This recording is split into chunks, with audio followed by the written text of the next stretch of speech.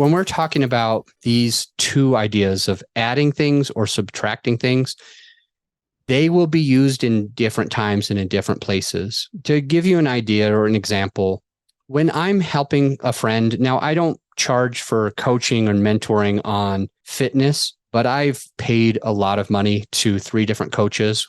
One was a coach that got me to a 6-pack. Another one was a coach that got me to growing my muscles really, really big. And I did a bodybuilding show. He had me eat certain things and at certain times. And then I hired another one just for strength. So the strength one, hey, this isn't for looks at all. It's for you to be the best version of you, to be as strong as you possibly can, to move as well as you possibly can. The bodybuilding one was, hey, you need to look a certain way, but your health is going to be actually really, really bad. Your hormones are going to be really, really bad. Your mood is going to be really, really bad, but you're going to look great because you're going to be on stage and you're going to be shredded and you're going to be huge. And then the other one was, hey, how do we slowly and efficiently get you to 6-pack, body fat, lean in a way that is sustainable? So not unhealthy, so that we can maintain your hormones. So between these 3 different coaches, I learned a lot. And I have a lot of friends that ask me questions, and I'm constantly adding value to them. And in this, one of the things that I tell them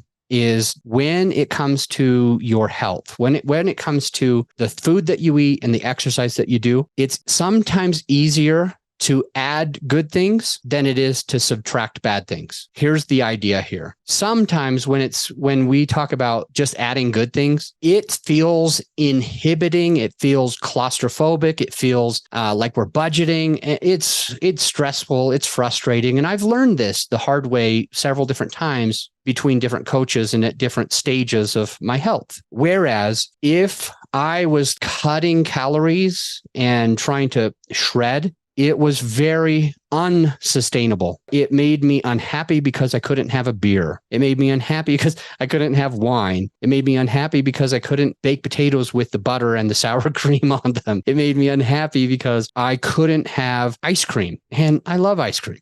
I couldn't have pizza.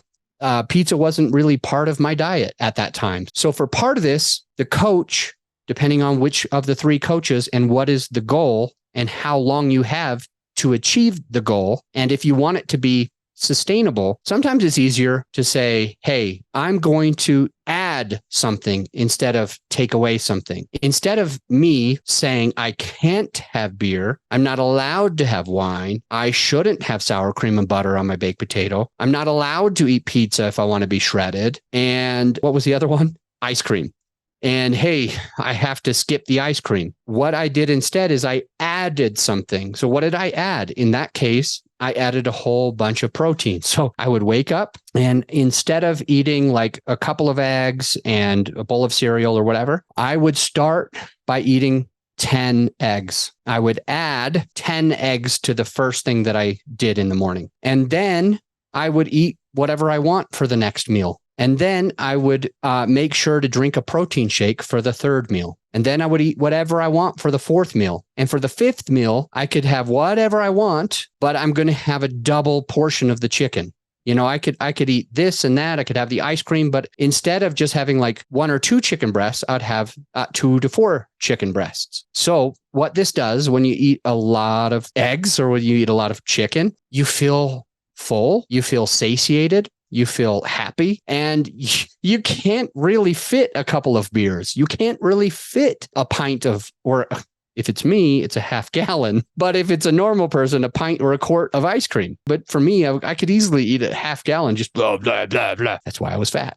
But going back to it, I decided, hey, it makes me unhappy and it feels unsustainable. It makes me feel claustrophobic, if you will, to be confined to you're not allowed to have these things. So instead of saying, I'm going to subtract these things, they're no longer on the menu, I said instead, hey, I'm going to add 10 eggs in the morning, 1 protein shake in between these, and I'm going to double the protein for dinner. And by adding things, it allowed something to be sustainable. It allowed me to stay happy. And I knew that if I really wanted a beer, really wanted ice cream, I could still have it. But because of the metabolic change of some of these proteins, like eggs have like ton of amino acids. I think there's like 9 grams of protein and or 7 grams of protein and 9 different blockchain amino acids that are crazy good for you.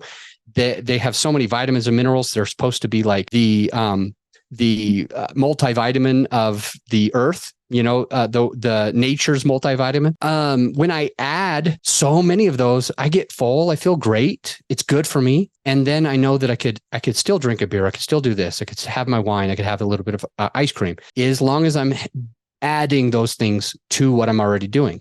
And then I never feel like I'm missing out.